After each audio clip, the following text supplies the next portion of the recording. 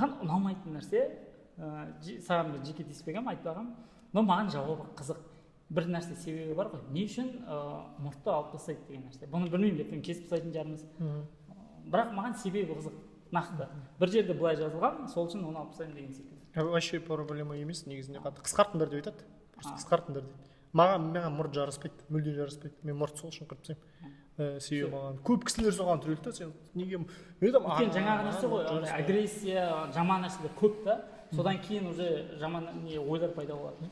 Жаңағыдай ғұлама дейтін дүние бар ғой, сен үшін ешкім шешпейді дінде. По идее проблема дінде емес, проблема адамдарда ғой. Адамда, иә. Сол үшін ғой жаңағы діни жоқ, енді ол ғұламалардың пікірі оқығаннан кейін, бір дүниені оқығаннан кейін сен либо оны қабылдайсың, либо оны қабылдамайсың, иә.